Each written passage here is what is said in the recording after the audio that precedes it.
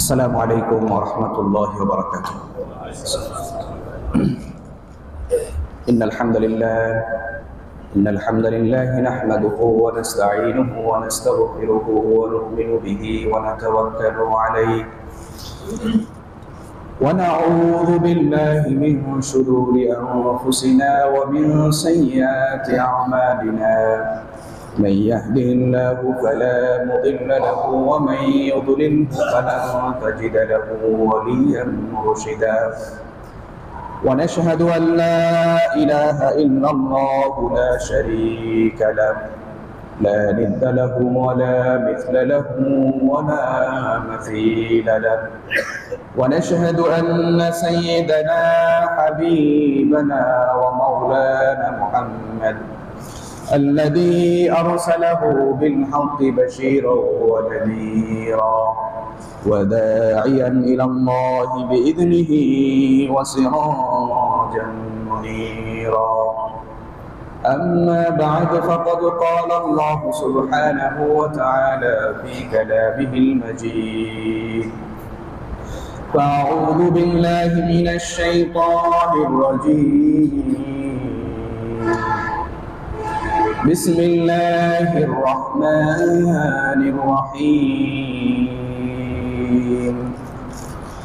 شهر رمضان الذي أنزل فيه القرآن هدى للناس وبينات من الهدى والفرقان فمن شهد منكم الشهر فليصم. وقال الله تعالى: إن الله وملائكته يصلون على النبي يا أيها الذين آمنوا صلوا عليه وسلموا تسليما. اللهم صل على محمد وعلى آل محمد كما صليت على إبراهيم وعلى آل إبراهيم إنك حميد مجيد. اللهم بارك على محمد وعلى آل محمد كما باركت على إبراهيم وعلى آل إبراهيم إنك حميد مجيد.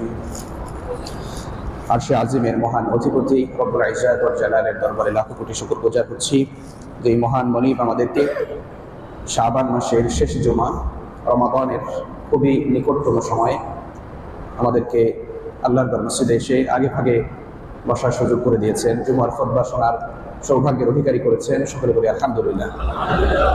দরুদ এবং সালাম প্রেরণ করছি সাইয়্যিদুল মুরসালিন রাহমাতুল লিল আলামিন মুহাম্মদুর রাসূলুল্লাহ সাল্লাল্লাহু আলাইহি ওয়াসাল্লাম। সম্মানিত হাজিরিন, আল্লাহ রাব্বুল আলামিনের কাছে অশেষ শুকরিয়া যে রব্বুল আলামিন আমাদেরকে খুবই গুরুত্বপূর্ণ মাস রমাদান মাসের একদম কাছাকাছি উপনীত করেছে। নাহনু নাশুম্মু রাইহাতা রমাদান, আমরা রমাদানের ঘ্রাণ পাচ্ছি। যখন কোনো ফুল বাগানের পাশ দিয়ে আপনি যান, তখন ফুল বাগানের সেই ঘ্রাণটা আপনার নাকের কাছে, নাক বলে দেয় যে আপনি একটা বাগানের পাশ দিয়ে কি যাচ্ছেন। রমাদান মাস এমন একটি মাস, যেই মাস যখন আসে তার 2 মাস আগে থেকে আল্লাহ রাসূল কি করেছেন? দোয়া করেছেন, আল্লাহুম্মা বারিক লানা ফি রজব ওয়া শাবান ওয়া বাল্লিগনা রমাদান। যে আল্লাহ তাআলা আমাকে কি করুন, রজব এবং শাবান মাসে বারাকা দান করুন এবং আমাকে রমাদান মাস পর্যন্ত আমাকে পৌঁছে দিন। অর্থাৎ 2 মাস আগে থেকেই প্রস্তুতি নিয়েছেন এবং রমাদানকে কেন্দ্র করে শাবান মাসের প্রথম দিকেই তিনি কি করতেন? রোজা, বেশি বেশি রোজা রাখতেন। আমরা গত জুমায় বা তার আগের জুমায় এগুলো আলোচনা করেছি।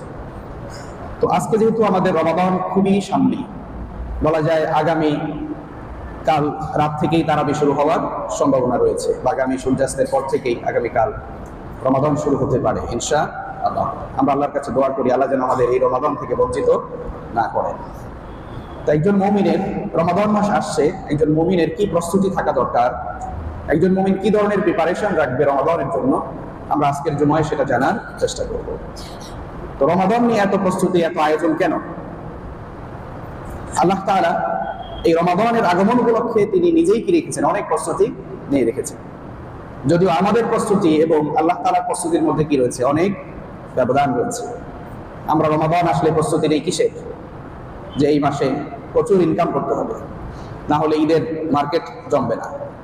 ব্যবসায়ীরা প্রস্তুতি নেয় যে কিভাবে কি করা যায়, পণ্য মজুত করা যায়, এরকম চিন্তা করে।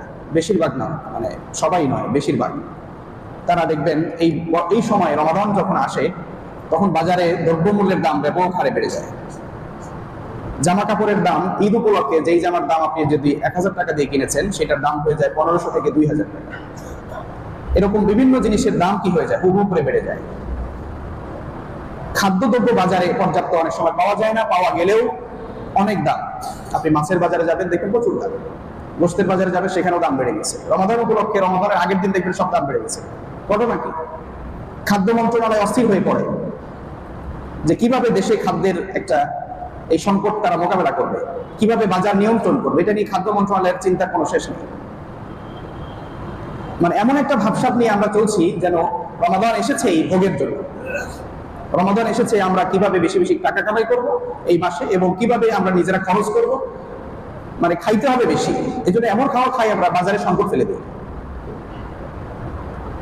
এবং এই সময়ই দেখা গেছে যে নানা রকমের রোগ ব্যাধি কি মানুষ শরীরে দেখা দেয়, এত বেশি খায়। সাহারিতে যেখানে রাসূল করিম সাল্লাল্লাহু আলাইহি ওয়াসাল্লাম কখনো কখনো সময় এমন হয়েছে যে শুধু খেজুর দিয়েই কি সাহারি শেষ করেছে। কিন্তু সাহারিতে আমরা এমন ভাবে খাই যে যেই খাওয়াটা যেন আমার মোটামুটি অর্ধেক দিয়ে কি হয়ে যায়, পার হয়ে যায়। দুপুরে যেন আর খাওয়ার প্রয়োজন না, এরকম করে আমরা সাহারিতে খেয়ে ফেলি। আবার ইফতার, মানে এইটার ধকল কাটতে না কাটতেই ইফতারের সময় এসে যায়। ইফতারি তো আবার এখন খাই যে সারা রাত আর কি, তারাবির নামাজে আর কি থাকে না, মনোযোগ থাকে না, শরীর ঝিমিয়ে পড়ে, নানা রকমের সমস্যা কি দেখা দেয়। তো এইগুলো হচ্ছে আমাদের দেশের প্রচলিত প্রস্তুতি। কিন্তু আল্লাহ তাআলা বা আল্লাহ রাসূল আমাদের কি প্রস্তুতি নিতে বলেছেন, আল্লাহ তাআলা এই রমাদানকে সামনে রেখে আমাদের জন্য কি প্রস্তুত করেছেন। হাদিসে এসেছে, সহিহ বুখারীর একটি হাদিস, রাসূলুল্লাহ সাল্লাল্লাহু আলাইহি ওয়াসাল্লাম বলেছেন, ইদা দাখালা রমাদান ফুতিহাত আবওয়াবুল জান্নাহ। সুবহানাল্লাহ। যে যখন রমাদান আসে আল্লাহ তাআলা জান্নাতের দরজাগুলো খুলে দেন। ওয়া গুলিকাত আবওয়াবু জাহান্নাম, জাহান্নামের দরজাগুলোকে বন্ধ করে দেন। ওয়া সুলসিলাতিশ শায়াতিন, শয়তানদেরকে কি করেন, বন্দী করে রাখেন। বিশেষ করে জিন শয়তানদেরকে কি করা হয়, বন্দী। আর মানুষ শয়তান যারা, তাদের তো বন্দী করার কি নেই, সুযোগ নেই। কিছু শয়তান বন্দী হয়ে গেছে আরো আগে, কিন্তু এখনো বহু শয়তান কি আছে, ঘোরাঘুরি করছে। আমরা দেখি বিভিন্ন জায়গায় ডাকাতি হচ্ছে, ছিনতাই হচ্ছে। এগুলো তো ভালো মানুষে করে না, ভালো মানুষ করে না, এগুলো ভালো মানুষের কাজ নয়। তো আল্লাহ তাআলা এই আয়োজন করে রাখছেন যেন রমাদান মাস পুরোটাই একটা জান্নাতি পরিবেশ বিরাজ করে। জাহান্নাম, যারা জাহান্নামের পথে ছুটতে ছিল, তারা যেন জাহান্নামের এই পাপের কাজ থেকে নিজেদেরকে কি রাখে, বিরত রাখে। এই জন্য জাহান্নামটা বন্ধ করে দেয়। রমাদান আসলেই দেখবেন একটা পবিত্র পরিবেশ কি করে বিরাজ করে। রমাদান আসলে দেখবেন বেপর্দা মহিলারা একটু পর্দায় থাকার কি করে, চেষ্টা করে, খুব কম বের হয়। রমাদান আসলেই যে একটা অন্যায় কাজ করেছে সে অন্যায়টা আস্তে আস্তে কি করে দেয়, কমিয়ে দেয়। এর কারণ কি? এর অন্যতম কারণই হচ্ছে শয়তানদের লিডারকে কি করা হয়, বন্দী করে রাখা হয়েছে। এই জন্য তার পরিচালনা কি হচ্ছে না, ময়দানে মজবুত ভাবে সে ময়দান পরিচালনা করতে পারছে না। সম্মানিত হাজিরিন, তো এভাবে আল্লাহ তাআলা আমাদের জন্য প্রস্তুত করে রেখেছেন। আল্লাহ তাআলা বলছেন, আল্লাহ রাসূল বলছেন, মান সামা রমাদানান ঈমানান ওয়া ইহতিসাবান গুফিরা লাহু মা তাকাদ্দামা মিন যে রমাদান আসতেছে, এই রমাদানে যে রোজা রাখবে আমি কি করব, তার পূর্বের সব গুনাহ মাফ করে দেব। তবে কোন কোন হাদিস থেকে জানা যায় যে এই সাধারণ ক্ষমাটা রমাদান উপলক্ষে যারা রমাদানে রোজা রাখে, এটাও একটা সাধারণ ক্ষমা। তবে এই সাধারণ ক্ষমাটা সবার জন্য উপযুক্ত নয়, সবাই এই ক্ষমার অধীনে থাকবে না। দুই শ্রেণীর লোকদের ব্যাপারে জানা যায় যে যারা শিরকের গুনাহ যারা করেছে, আল্লাহর সাথে অংশীদার স্থাপন করেছে, আল্লাহর সত্তার সাথে অংশীদার করেছে, আল্লাহকে ইবাদতের ক্ষেত্রে অংশীদার করেছে, আল্লাহর কোন সিফাতের সাথে অংশীদার করেছে, এরকম যদি কেউ আল্লাহর সাথে অংশীদার স্থাপন করে, তার জন্য কি নেই, এই বিশেষ ক্ষমা নেই। বিভিন্ন হাদিসে সাধারণ বহু ক্ষমার ঘোষণা আছে। যেমন এক রমাদান থেকে আরেক রমাদান পর্যন্ত মাঝখানের গুনাহগুলো আল্লাহ তাআলা মাফ করে দেন। এক নামাজ থেকে আরেক নামাজ পর্যন্ত মাঝখানের গুনাহগুলো আল্লাহ তাআলা মাফ করে দেন। এক জুমা থেকে আরেক জুমা পর্যন্ত কেউ যদি এই জুমা পড়ে, মাঝখানের নামাজগুলো পড়ে, পরের জুমায় আসলে এই মাঝখানের গুনাহগুলো আল্লাহ তাআলা মাফ করে দেন। এগুলো সাধারণ ক্ষমা। এই সাধারণ ক্ষমাগুলো তাদের জন্য নয় যারা শিরক করে, যারা কি করে, শিরক করে। শিরক মুক্ত ঈমান যদি থাকে, শিরক মুক্ত আমল যদি থাকে, তাহলেই আমরা এই সাধারণ ক্ষমার কি হব, উপযুক্ত।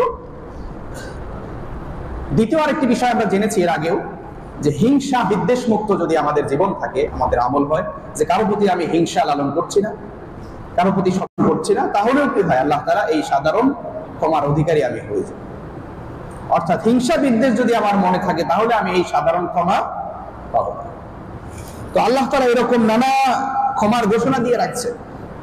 আমরা অন্যান্য সময় যে ইবাদতগুলো করি, আমলগুলো করি, এগুলো স্বাভাবিক সওয়াবগুলো আমরা পাই, কিন্তু রমাদান যখন আসে আল্লাহ রাসূল বলছেন কুল্লু আমালিন ইবনে আদম ইউদআফ লাহু আশরাতু আমসালি ইলা 700 দিআফিন, যে রমাদান মাসে যদি কেউ কোনো আমল করে সেই আমলগুলো 10 থেকে 700 গুণ পর্যন্ত সওয়াব বাড়িয়ে দেন। কাউকে 10 গুণ দেন, কাউকে কি দেন 700 গুণ পর্যন্ত আল্লাহ তাআলা বাড়িয়ে দিচ্ছেন। মানে কেউ যদি 2 রাকাত নামাজ পড়ে মিনিমাম কত গুণ নামাজের সওয়াব পাবে? যদি 10 গুণ হয় তাহলে কত? 20 রাকাত নামাজের সওয়াব পাওয়া যাচ্ছে। রমাদানের কথা বলছি, এইটার সর্বোচ্চটাও পাওয়ার কি আছে? সুযোগ আছে। আল্লাহ তাআলা এই প্রিপারেশন নিয়ে রাখছেন, দিতে চান। আল্লাহ তাআলা আমাদেরকে কি করতে চান? রমাদানে, এই রমাদানটা হচ্ছে আমাদের এই উম্মতে মুহাম্মাদের জন্য একটা বিশেষ সুযোগ। লাইলাতুল কদর, কিয়ামুল লাইল, এগুলো হচ্ছে উম্মতে মুহাম্মাদীকে আল্লাহ তাআলা বিশেষ গিফট দিবেন। কি করার জন্য? জান্নাতি বানানোর জন্য। আল্লাহ তাআলা চান যে উম্মতে মুহাম্মাদীরা কি হোক? জান্নাতি হয়ে যাক, তারা তাদের গুনাহগুলো মাফ করে নিক। এজন্য রাসূল করিম সাল্লাল্লাহু আলাইহি ওয়াসাল্লাম বলছেন যে কেউ রমাদান পেয়েছে অথচ তার গুনাহগুলোকে মাফ করে নিতে পারে নাই, তার চেয়ে হতভাগা আর হতে পারে না। একজন জিবরিল আমিন রাসূল করিম সাল্লাল্লাহু আলাইহি ওয়াসাল্লামের কাছে আসছেন।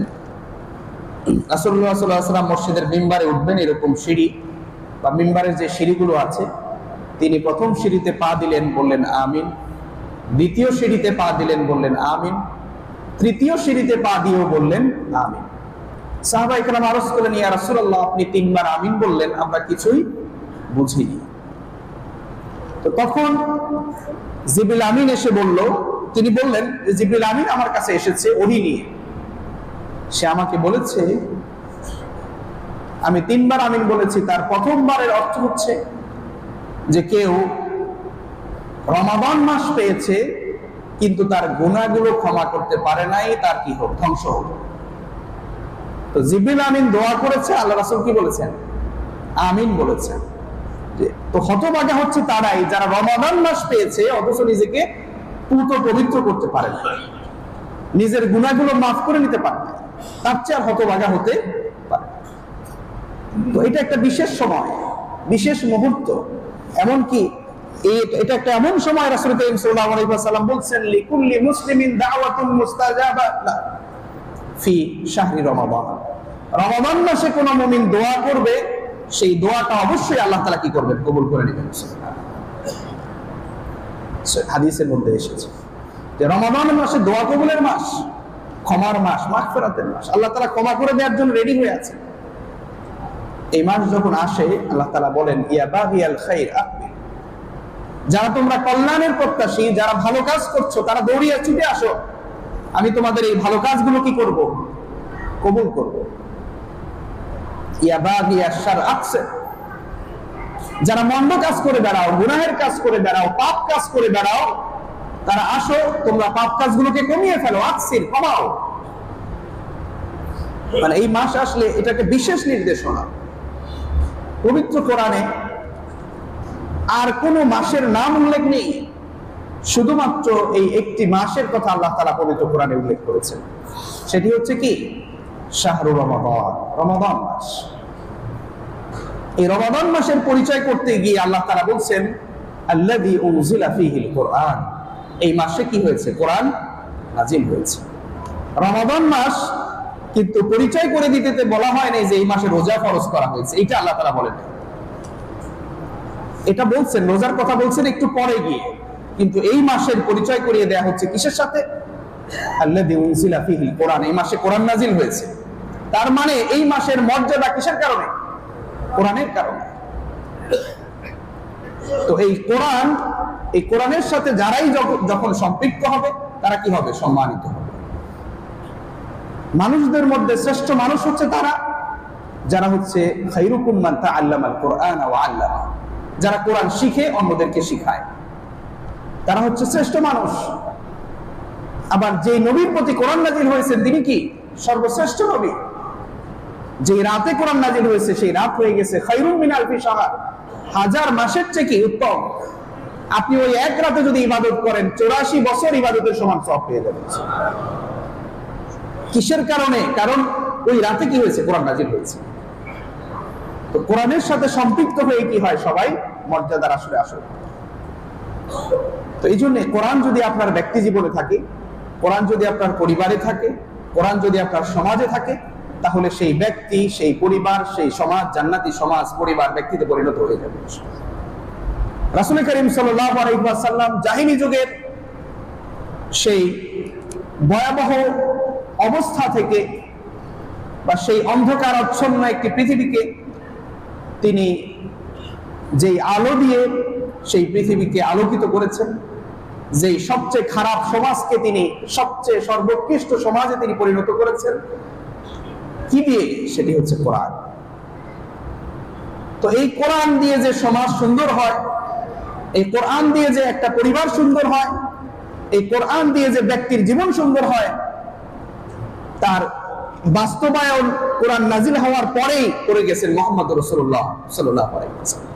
এই জন্য আপনি কোরআন দিয়ে যদি ব্যক্তির জীবন গঠন করেন, ওই ব্যক্তিটা হবে সেরা মানুষ।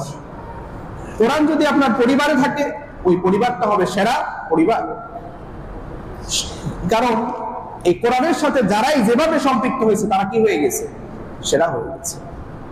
তো আল্লাহ তাআলা এই রমাদান মাসের পরিচয় করে দিতে গিয়ে বলতেছেন কি, যে এই মাসে কোরআন নাজিল হয়েছে, এই জন্য আল্লাহ তাআলা এই মাসের নামটি স্পেশালি উল্লেখ করেছেন। দ্বিতীয়ত আল্লাহ তাআলা এরপরে গিয়ে বলছেন, ফামান শাহিদা মিনকুমুশ শাহরা ফালিয়াসুম, যে ব্যক্তি এই রমাদান মাস পায় সে যেন রোজা রাখে। সে যেন কি করে? রোজা রাখে। এইবার তিনি রোজার আদেশ দিলেন যে এই মাসে কি রাখতে হবে? রোজা রাখতে হবে। রোজাকে ফরজ করে দিলেন যে ফাল ইয়াসুম, এটা আমর গায়বের সিগা, যে সে যেন কি রাখে? রোজা রাখে। এটা আদেশ, আদেশ সূচক। তো এইভাবে আল্লাহ তাআলা রোজাকে ফরজ করেছেন। আরো একটা আয়াতে সেই ফরজের কথা বলা হয়েছে এরই একটু আগে, সেখানেও বলা হয়েছে কুতিবা আলাইকুমুস সিয়াম কামা কুতিবা আলাল লাযিনা মিন ক্বাবলিকুম লাআল্লাকুম তাত্তাকুন, যে ঈমানদারদের উপরে রোজা ফরজ করা হয়েছে। কেন? যেন তারা কি করতে পারে? মুত্তাকি হতে পারে, পরহেজগার হতে পারে, আল্লাহওয়ালা হতে পারে। তো এই রমাদানের রোজা ফরজ হওয়ার উদ্দেশ্য হচ্ছে আমাদেরকে কি করা? আল্লাহওয়ালা বানানো, পরহেজগারি বানানো। আমরা যেন আল্লাহর প্রিয় হতে পারি, রাসূলের প্রিয় হতে পারি, মুত্তাকি হতে পারি, জীবনের সকল ক্ষেত্রে আমরা আল্লাহকে ভয় করে আল্লাহকে স্মরণে রেখে চলতে পারি। এই উদ্দেশ্যকে সামনে রেখে কি করেছেন? আল্লাহ তাআলা রোজা ফরজ করে দিয়েছেন। তো এভাবে রমাদান যখন শুরু হয় তখন আল্লাহ তাআলা আমাদের জন্য এরকম নানা রকম কি রেখেছেন? আয়োজন তিনি রেখেছেন। রমাদানের আমলগুলো তিনি কি করে দেন? বহু গুণের সওয়াবগুলো কি করে দিচ্ছেন? বাড়িয়ে দিচ্ছেন 700 গুণ পর্যন্ত, 10 থেকে 700 গুণ পর্যন্ত বাড়িয়ে দিচ্ছেন। তো এই যে এই 10 থেকে 700 তিনি কেন বললেন? এর ব্যাখ্যা আমি আগেও করেছি যে একজন লোকের নামাজ স্বাভাবিকভাবে যদি সে নামাজ পড়ে, অর্থাৎ তেমন গুরুত্ব দিয়ে না, স্বাভাবিকভাবে সে নামাজ পড়ছে বা মিনিমাম গুরুত্ব দিয়ে সে নামাজ পড়ছে, আল্লাহ তাআলা তাকে 10 গুণ সওয়াব বাড়িয়ে দিবেন। কিন্তু কেউ যদি খুবই আন্তরিকতার সাথে নামাজ পড়ে, যেভাবে হাদিসে এসেছে আনতা আবুদাল্লাহ কাআন্নাকা তারা ফাইন লাম তাকুন তারাহু ফাইন্নাহু ইয়ারাকা, যে তুমি এমন ভাবে আল্লাহর ইবাদত করবে যেন তুমি আল্লাহকে দেখতেছো। যদি তুমি আল্লাহকে না দেখতে পাও তাহলে তোমাকে আল্লাহ দেখতেছেন। এই অনুভূতি নিয়ে যদি তুমি ইবাদত করো তাহলে তুমি মুহসিন। তো আমাদের ইবাদত যদি এই মুহসিন পর্যায়ের হয়, যে আমি আমার ইবাদতটা আল্লাহ দেখছেন, আমি আল্লাহর সামনে, আল্লাহ আমার সামনে আছেন বা আল্লাহকে আমি দেখছি, অথবা আল্লাহ আমাকে দেখতেছেন, এই অনুভূতি নিয়ে যদি আমি নামাজ পড়ি এবং সেই নামাজের প্রতি যদি আল্লাহ তাআলা 100% সন্তুষ্ট হন, তাহলে সেই সওয়াবটা আমি পাবো কত গুণ? 700 গুণ পর্যন্ত পাবো। আমার আন্তরিকতার পরিমাণ অনুযায়ী আল্লাহ তাআলা আমার আমলের সওয়াবকে বহু গুণিত করে দিবেন, বাড়িয়ে। কিন্তু আল্লাহ তাআলা বললেন, আল্লাহ রাসূল এখানে বলছেন ইল্লা সাওম, রোজা ছাড়া। রোজার সওয়াব এইভাবে বাড়িয়ে দেওয়া হবে না। রোজা ছাড়া অন্য আমলগুলোর কথা বলা হচ্ছে, ইল্লা সাওম। তাহলে কি রোজার সওয়াব কম নাকি? বিষয়টা এমন না। আল্লাহ তাআলা স্পেশালি বলছে ইল্লা সাওম, রোজা ছাড়া। ফাইন্নাহু লি, কারণ রোজা এমন একটা ইবাদত যেটা কেবলমাত্র বান্দা আমার সন্তুষ্টির জন্যই করে থাকে। ওয়া আনা আজজি বিহি, এবং আমি নিজে এর প্রতিদান দিব, নিজ হাতে আমি এর প্রতিদান দিব। আও উজজা বিহি, অথবা আমি নিজে এর প্রতিদান হয়ে যাব। সুবহানাল্লাহ। মানে অন্যান্য ইবাদতে রিয়ার সুযোগ আছে, কিন্তু রোজাতে কি নাই? রিয়ার সুযোগ নাই। যে লোকটা রোজা রাখে সে মিনিমাম, সে তো সুযোগ আছে, ঘরের ভিতরে একা থাকে, ফ্রিজে পানি থাকে, শরবত থাকে, নানা রকম জিনিস থাকে, 1 সেকেন্ড আগেও কি করে না, সে ইফতার করে না, আজানের জন্য কি করে? অপেক্ষা করে, অথবা সময় হওয়ার জন্য অপেক্ষা করতে থাকে। সাহারির সময় হয়তো 5 মিনিট সময় পেয়েছে, কোন রকম খাইছে, আজান হওয়ার সাথে সাথে সে কি করে দিয়েছে? বন্ধ করে দিয়েছে। কেন খাচ্ছে না? বা অনেক তৃষ্ণার্ত, পিপাসার্ত। এই যে গরমের দিন আসতেছে, এখন তো একটু আবহাওয়া কিছুটা নিয়ন্ত্রণে আছে, একটু পরে বা এই মাসের শেষের দিকে গিয়া কাঠফাটা রোদ কি আমরা পেয়ে যাব। তো এরকম একটা অবস্থায় একজন মুমিন রোজা রাখতেছে কষ্ট করে, এটা নিঃসন্দেহে আল্লাহ রাব্বুল আলামিনকে সন্তুষ্ট করার জন্যই কি সে রাখছে। তো এরকম একটা রোজা আমার সার্থক করার জন্য, সুন্দর করার জন্য, আল্লাহ রাব্বুল আলামিনের কাছে কবুলিয়তের যেন রোজা হয়, এটার জন্য আমাদের কিছু প্রস্তুতির কি আছে? প্রয়োজন আছে। সেই প্রস্তুতির মধ্যে 1 নাম্বার প্রস্তুতি হচ্ছে রমাদান উপলক্ষে আমরা তাওবা করে নিব। কি করে নিব? তাওবা, ইস্তেগফার করে নিব, আল্লাহর কাছে মাফ চেয়ে নিব, নিজেদেরকে রমাদানের জন্য প্রস্তুত করা।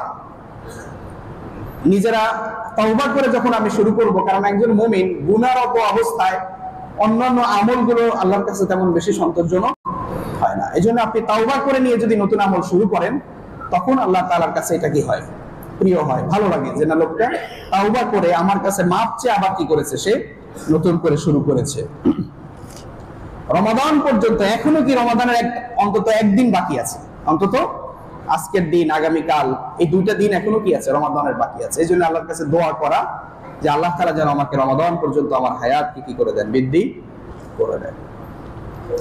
তৃতীয় আরেকটি বিষয় হচ্ছে, এই রমাদান যে আসছে, এই জন্য তার ভিতরে একটা আনন্দ থাকবে। কি থাকবে? মুখ খারাপ করে থাকবে না, গোমরা করে থাকবে না, তার মনে একটা খুশি খুশি ভাব থাকবে। কারণ আল্লাহ তাআলা এত আয়োজন করে রাখছে রমাদান, সেই মাসের আগমনে মুমিন খুশি হবে, এটাই কি স্বাভাবিক, খুশি প্রকাশ করবে সে। তৃতীয়ত, কোরআন সুন্নাহর আলোকে সে রমাদানের মাসলা মাসাইল গুলো কি করবে? শেখা শুরু করবে, জানা শুরু করবে। যে রমাদানের রোজা রাখতে গিয়ে কি কি করা যাবে, কি করা যাবে না, কি হলে রোজা ভাঙে, কি হলে রোজা মাকরুহ হয়, এই যে বিষয়গুলো রয়েছে, রোজা ভঙ্গের কারণগুলো, এগুলো এখন খুবই সহজ, আপনি খুব সহজেই পেয়ে যাবেন। এখন অনলাইন, স্মার্টফোন ব্যবহার করেন না এমন মানুষের কি পাওয়া যাবে না। এরপরে আপনি একটা বইও, বাজারে অনেক অনেক ধরনের বই আছে, বই কিনলে পাবেন। বা রোজার আহকাম গুলো, রোজার মাসাইল গুলো, যে কোনো ভালো কোনো বইতে আপনি এগুলো পাবেন। এগুলো একটা বই নেন, এগুলো পিডিএফ পাওয়া যায়, এগুলো অনলাইনে পাওয়া যায়, অনলাইনে লেখাই আছে, এগুলো দেখে একটু শিখেন, রোজার মাসলাগুলো একটু জানেন। এরপরে রমাদান যখন আসবে, রমাদানের চাঁদ কি? চাঁদ দেখা, রমাদানের চাঁদ দেখা। আজকে এমন সময় চলে এসেছে যে আমরা রমাদানের চাঁদ দেখি কোথায়? ফেসবুকে, কোথায়? অথচ চাঁদ দেখার সুন্নত হলো কি করা? বের হয়ে যাওয়া, বের হয়ে রাস্তায় গিয়ে যেখান থেকে চাঁদ দেখার সম্ভাবনা আছে চাঁদ দেখা, এটা একটা সুন্নাহ, এটা একটা কি সুন্নাহ। আপনি টেলিভিশনের খবর, রেডিও, এগুলোতে খবর আসবে, আপনি পাবেন, এমনিও শুনতে পাবেন। বর্তমান যুগে চাঁদ দেখার খবর পাওয়া যায় না এমন হতে পারে না, কিন্তু আপনি চাঁদ দেখার জন্য যে গেছেন, এটার জন্য একটা সুন্নাহ আদায় হয়ে যাবে। রমাদানের ফজিলত বর্ণনা করা, রমাদানের মাহাত্ম্য মানুষের সামনে প্রচার করা, এগুলো রমাদানের একটা প্রস্তুতি। যে রমাদান আসতেছে, এখন কি করা যাবে না? দিনের বেলায় খাবার হোটেল খোলা যাবে না, দুপুর বেলায় খাবারের হোটেল চলবে না, বা দিনের বেলায় খাবারের হোটেল বন্ধ রাখতে হবে, নাকি পর্দা করে খাইতে হবে? দেখবেন হোটেলগুলো পর্দা করে, রোজা আসলে কি করে? হোটেলগুলো পর্দা করা শুরু করে দেয়। পৃথিবীতে এটাই একটা দেশ যেখানে হোটেলগুলো কি করে? পর্দা করে। রমাদানে আপনি আরব রাষ্ট্রগুলোতে গেলে দেখবেন না সেখানে হোটেল পর্দা করতেছে, ওখানে হোটেল বন্ধ থাকে, অথবা ইফতারের জন্য তারা প্রস্তুতি নিতে থাকে দুপুরের পরে। তাও দুপুরের আগে কোনো হোটেল খোলা পাবে না, সব বিকেল থেকে খোলা থাকে, প্রস্তুতি নিতে থাকে। এটা অন্যরকম একটা পরিবেশ সেখানে বিরাজ করে। এটাই রমাদানের পবিত্রতা, সম্মানিত মাস। সেই মাসকে সম্মান জানানো, আল্লাহ তাআলা যে মাসকে সম্মান দিয়েছেন, একজন মুমিন হিসেবে আমরা সেই মাসকে সম্মান জানানো উচিত। এই যে রমাদান উপলক্ষে আপনারা এটা প্রচার করবেন, যে যেখানে আছেন, যারা রোজা রাখে না বা রাখতে চায় না তাদেরকে রোজা রাখার ব্যাপারে উৎসাহিত করা। রমাদান মাস আসতেছে, এই মাসে পরিশ্রম একটু কমিয়ে দেয়া, যতটুকু শরীর সহ্য করে রোজা স্বাভাবিকভাবে রোজা রাখতে পারে ততটুকু পরিশ্রম করার কি করা চেষ্টা করা। কারণ রাসূলুল্লাহ সাল্লাল্লাহু আলাইহি ওয়াসাল্লামের সেই হাদিস যদি আমরা একটু শুনি, আবারও শুনি, তাহলে আবারও খেয়াল হবে যে রমাদান পেয়েছে কিন্তু নিজের গুনাহ মাফ করাইতে পারে নাই, তার চেয়ে হতভাগা আর হতে পারে না, সেই সবচেয়ে বেশি হতভাগা। তো এভাবে যথাযথ মর্যাদায় রমাদানের সিয়ামগুলো পালন করা, রোজাগুলো পালন করা। অনেক সময় আমরা রোজা রাখি, রোজার অবস্থাটা হয় এরকম যে আমরা শুধুই না খেয়ে আছি, পানাহার ত্যাগ করে আছি, ঘর সংসার একটু বা স্ত্রীদের থেকে একটু দূরে আছি, খাবার খাচ্ছি না, পানি খাচ্ছি না, তারাবি পড়তেছি, সাহারি খাচ্ছি, ইফতার করতেছি। এই রোজার যে কমন আনুষ্ঠানিকতা, এটা দ্বারাই মনে করতেছি আমরা কি হয়ে যাচ্ছে, আবার রোজা হয়ে যাচ্ছে। কিন্তু আমি সময় নষ্ট করতেছি, শরীর একটু ক্লান্ত, শুয়ে গেছি, বসে বসে মোবাইলে নাটক সিনেমা এগুলো দেখতেছি, এটাকে প্রকৃত রোজা বলে। রাসূলুল্লাহ সাল্লাল্লাহু আলাইহি ওয়াসাল্লাম বলেন, রুব্বা সাইমিন লাইসা লাহু সিয়ামুহু ইল্লাল জু'। রোজাদার দুই ধরনের। তার এক প্রকার হচ্ছে, কিছু রোজাদার রয়েছে যাদের রোজা রাখাটা শুধুমাত্র ক্ষুধায়, তৃষ্ণায় কষ্ট করা ছাড়া আর কিছুই নয়। ওয়ারুব্বা কাইমিন লাইসা লাহু কিয়ামুহু ইল্লাস সাহ। কিছু কিয়ামকারী রয়েছে যারা তারাবির নামাজ পড়তেছে, তাহাজ্জুদের নামাজ পড়তেছে, কিন্তু তার এই তারাবি এবং তাহাজ্জুদের নামাজটা শুধু দাঁড়িয়ে থেকে রাত জেগে কষ্ট করা ছাড়া, রাত্রি জাগরণ ছাড়া আর কিছুই হচ্ছে না। তো এরা কারা? এরা হচ্ছে তারা যাদের ব্যাপারে রাসূলুল্লাহ সাল্লাল্লাহু আলাইহি ওয়াসাল্লাম বলছেন, মান লাম ইয়াদা কাওলা যুরি ওয়াল আমালা বিহি ফালাইসা লিল্লাহি হাজাতুন আন ইয়াদা তাআমাহু ওয়া শারাবাহু। কেউ রমাদান পেয়েছে বা রমাদানের রোজা রেখে সে কি করছে না? মিথ্যা কথা, মিথ্যা কাজ, অশ্লীল কথা, অশ্লীল কাজ, মূর্খতা সুলভ আচরণ, অনর্থক কথাবার্তা, কাজ, এগুলো ছাড়তে পারে নাই। তার এই রোজা রাখার আল্লাহর কোনো প্রয়োজন নাই। তার রোজা রাখার মাধ্যমে ফরজিয়াতটাই শুধুমাত্র কি হবে, তার থেকে রুখসত পেয়ে যাবে, কিন্তু তার রোজার যে সফলতা বা রোজার যে উদ্দেশ্য সেটা হাসিল করতে পারে না। সম্মানিত হাজির, তো যথাযথ মর্যাদায় কি করা? সিয়াম পালন করা। প্রত্যেকটা অঙ্গ প্রত্যঙ্গের রোজা আছে। আপনি হাত দিয়ে কাউকে কষ্ট দিবেন না, এটা হাতের রোজা। আপনি মুখ দিয়ে কাউকে গালি দিবেন না, মিথ্যা কথা বলবেন না, এটা মুখের রোজা। চোখ দিয়ে আপনি খারাপ কিছু দেখবেন না, এটা চোখের রোজা। পা দিয়ে হেঁটে আপনি কোনো অন্যায় কাজ, খারাপ কাজের দিকে আপনি যাবেন না, এটা পায়ের রোজা। প্রত্যেকটা অঙ্গ প্রত্যঙ্গের রোজা করা। রোজা শুধু পেটের রোজা নয়, আপনি শুধু ক্ষুধায় কষ্ট করবেন এটাই শুধুমাত্র কি নয়, রোজা। মুত্তাকি, আল্লাহ তাআলা বলছেন এই রোজা ফরজ করা হয়েছে তাকওয়ার গুণ যেন তার ভিতরে চলে আসে। তো মুত্তাকি শুধুমাত্র কি ওই মনের ভিতরে থাকলেই হবে, নাকি তার কাজে, কর্মে, আমলে সব কি হবে? মুত্তাকির গুণাবলী, বৈশিষ্ট্যটা কি হবে প্রকাশিত? তো এইভাবে আমরা প্রস্তুতি নিব। আমাদের বিশেষ করে রোজা আসলে আমাদের আমলগুলো এখন থেকেই প্রত্যেকটা আমলের দরদ, ভালোবাসা এটা বাড়িয়ে দিব। সুন্নত নফল নামাজগুলো একটু গুরুত্বের সাথে পড়বো। আগে মনোযোগ নামাজে কম আসতো, এখন একটু মনোযোগ একটু কি করে দেয়া, বাড়িয়ে দেয়া, যে আমি আরো একটু মনোযোগ দিয়ে নামাজগুলো পড়বো। কারণ আমার এই প্রত্যেকটা ইবাদত, এগুলো আল্লাহ তাআলা 10 থেকে 700 গুণ বাড়িয়ে দেওয়ার ওয়াদা দিয়েছেন। সুবহানাল্লাহ। তো তাহলে আমি কেন সেই 700 গুণ পর্যন্ত হাসিল করার কি আমার সুযোগ হবে না? কেন আমি পারবো না? এটার জন্য আমরা চেষ্টা করবো ইনশাআল্লাহ। পরিবারের সবাইকে রোজার মাসলা মাসাইলগুলো শিক্ষা দেয়া, পরিবারের মধ্যে যারা সদস্য আছে তারাও যেন আমলগুলো সুন্দরভাবে করে, এটার জন্য কি করা, এটার খেয়াল রাখা, যে পরিবারের সবাই রোজার যে হক এটা মেনটেন করছে কিনা, রোজার যে সতর্কতা এগুলো মেনে চলছে কিনা, গুনাহের কাজ করছে কিনা বা গুনাহের কাছ থেকে দূরে থাকতেছে কিনা, আমলগুলো সুন্দরভাবে করতেছে কিনা, কোরআন তেলাওয়াত সহ এগুলো বাড়িয়ে দিয়েছে কিনা, কোরআন অর্থ সহ পড়া, হাদিসগুলো, কিছু হাদিস পড়া, এগুলো করতেছে কিনা, এগুলো কি করা, বাড়িয়ে দেয়া। একটা সুষ্ঠু পরিকল্পনা গ্রহণ করা রমাদানের জন্য, যে পুরো রমজান আমার কিভাবে কাটবে, বা প্রত্যেকটা দিনের দৈনন্দিন রুটিন আমার করা দরকার। আমার সকল কর্মব্যস্ততা, আমল, আমার কোরআন তেলাওয়াত, আমার দান সাদাকা, আমার নফল নামাজ, তাহাজ্জুদ, সাহারির পরে, ইফতারের পরে আমি কিভাবে এই সময়টা কাটাবো, এগুলোর জন্য একটা সুষ্ঠু পরিকল্পনা কি করা, গ্রহণ করা। কারণ একটা সুন্দর পরিকল্পনা ওই কাজটা বাস্তবায়নের অর্ধেক। আপনি যে পরিকল্পনা নিয়েছেন, একটা সুন্দর পরিকল্পনা নিয়েছেন, এই ভালো পরিকল্পনাটাই আপনার ভালো কাজ সম্পাদনের জন্য কি হয়ে যাবে, হেল্পফুল হবে, এটা সহযোগিতা করবে। তো আমরা দুইটা কাজ করব। একটা হলো একটা প্ল্যান নিব, পরিকল্পনা নিব যে আমি রমাদানে কি করব। এই প্ল্যানটা অনেক কঠিন হবে না, একটু ইজি করে নেবেন। এমন হয় যে প্রথম দিকে দেখা যায় যে মসজিদে কি হয়ে যায়, আধা ঘন্টা আগে থেকে, নামাজের আধা ঘন্টা আগে থেকে মসজিদ কি হয়ে যায়, ভরপুর হয়ে গেছে। আবার 10 রমজান বা 5 রমজান পরেই দেখবেন মসজিদের ভেতরের বাহিরে আর কি লোক পাওয়া যাচ্ছে না। আমরা এমন হয় যে নিয়মিত মুসল্লি যারা, তারা গিয়ে কি পাচ্ছে না, মসজিদের ভিতরে জায়গা পাচ্ছে না, এমন হচ্ছে। এটা ভালো। এটা দ্বারা আমি এটা বুঝাচ্ছি না যে আপনি মসজিদে দেরি করে যান অথবা, এটা নয়। আমি বলতে চাচ্ছি যে আপনার আমলগুলোকে এত কঠিন বানাবেন না। ধরেন সারা রাত জেগে রোজা আসছে, সারা রাত জেগে নামাজ পড়তেছেন, দেখা গেল কয়েকদিন আপনি এরকম করছেন, সারাদিন আপনি হয়তো রাত জেগে কোরআন পড়ছেন, দিনে রোজা রাখতেছেন, আমল করতেছেন, মানে এত বেশি নিজের উপরে প্রেশার নিয়ে ফেলছেন যে আর কয়েকদিন পরে আর কি আপনার শরীর আর চলছে না। রমাদানে সুস্থ থাকাটাও কি গুরুত্বপূর্ণ ব্যাপার। আপনি যদি সুস্থ না থাকেন তাহলে আপনার ইবাদতে মনোযোগ আসবে। সাহারিতে তাহাজ্জুদ পড়ার একটা কি সুবর্ণ সুযোগ কি আমাদের সামনে আসে। অন্যান্য সময় আমরা তাহাজ্জুদের সময় নিয়মিত জাগতে পারি না, কিন্তু সাহারির সুবাদে বা রমাদানে আমরা কি পাই, এই সুযোগটা পাই। এই সুযোগটা হাতছাড়া না করা, নিজেরা কি করা, একটু আগে উঠে যাওয়া। একদম সাহারি খেয়ে কোন রকম 10 মিনিট 15 মিনিট আগে উঠলে আপনি তাহাজ্জুদের নামাজ পড়তে পারবেন না, কিয়ামুল লাইল করতে পারবেন না।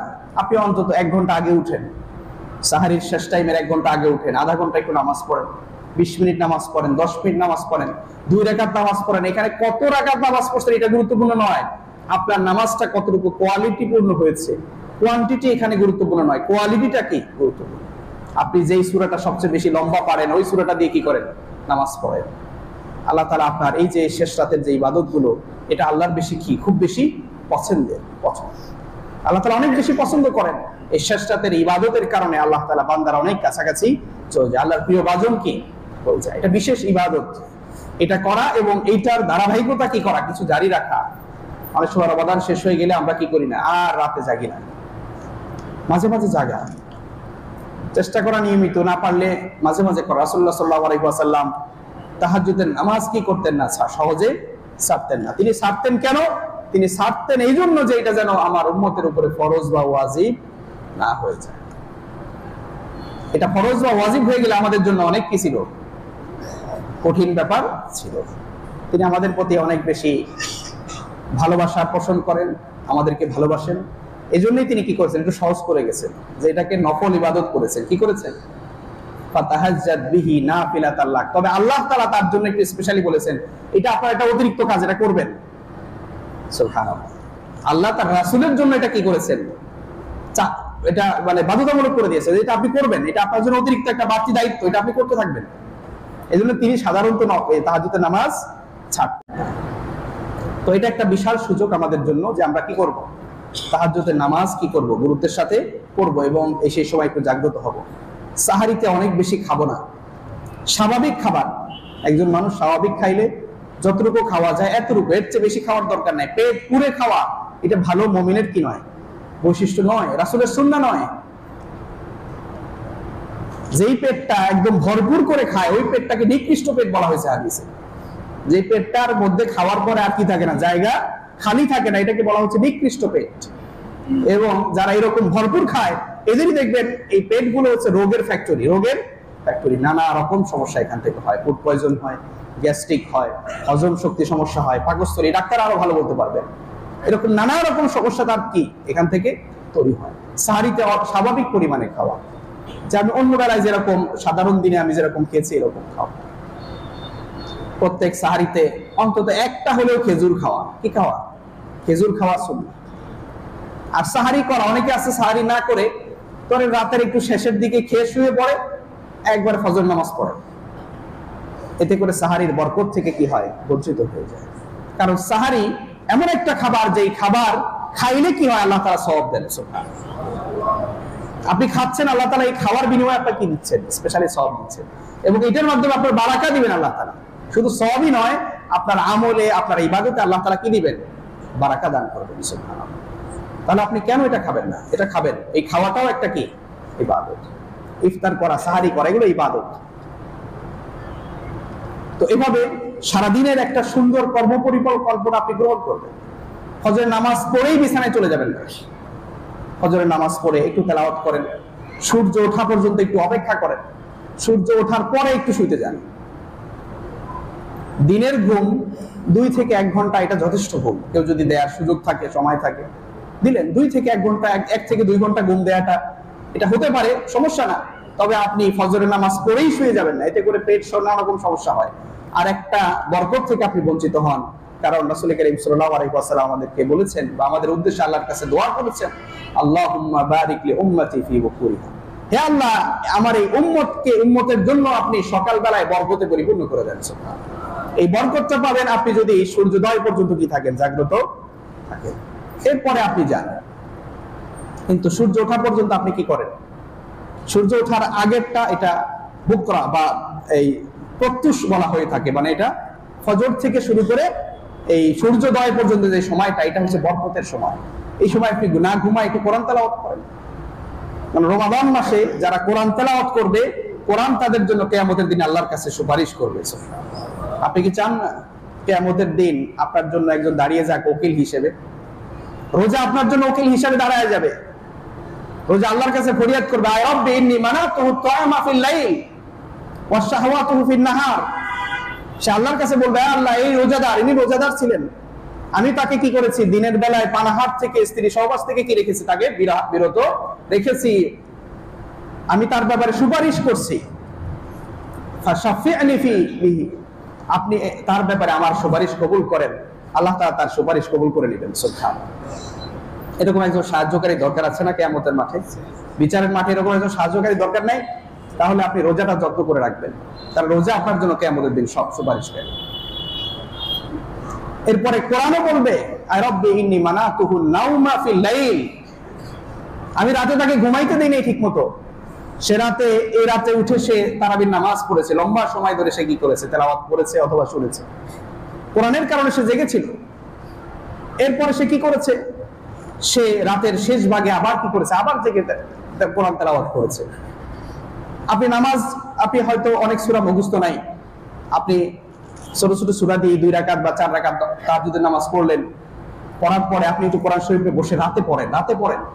কারণ কোরআন তেলাওয়াতকারীদের জন্য সেদিন কি করবে, সুপারিশ করবে। তো এই জন্য কিয়ামুল লাইল শেষের দিকে গিয়ে আরব রাষ্ট্রগুলোতে তারা কিয়ামুল লাইল করে, বিভিন্ন গুরুত্বপূর্ণ মসজিদে কি করে, কিয়ামুল লাইল করে, সেখানেও লম্বা সময় ধরে তেলাওয়াত হয়। এটা আলাদা জান্নাতি একটা পরিবেশ সেখানে কি হয়, বিরাজ করে। তারা রাতটাকে বেছেই নিয়েছে কি করার জন্য, ইবাদত করার জন্য। রাতে খুবই কম ঘুমায়। এখন আমরা তো ব্যস্ত, অফিস টফিস নানা রকম কিছু কি আছে, তো এই জন্য আমরা অনেক বেশি হয়তো জাগ্রত থাকা কঠিন। যাদের সুযোগ আছে তারা থাকবেন, যাদের সুযোগ নাই তারা যতটুকু সম্ভব আপনি রাত্রে জাগরণ করার কি করেন, চেষ্টা করেন। অন্তত ইসলামিক বইগুলো পড়েন। আপনি যদি কোরআনের একটি আয়াত আপনি যদি অর্থ সহ বুঝে পড়েন, আল্লাহ তাআলা এর বিনিময়ে সারা রাত নফল নামাজ পড়ার ইবাদতের সওয়াব দিয়ে দিবেন। আপনি সারা রাত ইবাদত করা, নামাজ পড়া, এটা কঠিন কাজ না?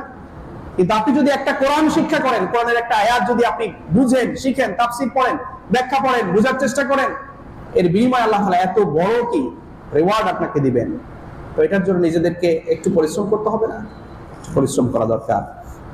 সম্মানিত হাজিরিন, বিশেষ করে যারা আমাদের অধীনস্থ যারা আছে, আমার সুযোগ আছে যে তার কাজটা একটু হালকা করে দেয়ার, তাহলে রমাদান উপলক্ষে তার কাজগুলোকে হালকা করে দেয়া রাসূলুল্লাহ সাল্লাল্লাহু আলাইহি ওয়াসাল্লামের নির্দেশ বা সুন্নাহ আমরা বলতে পারি।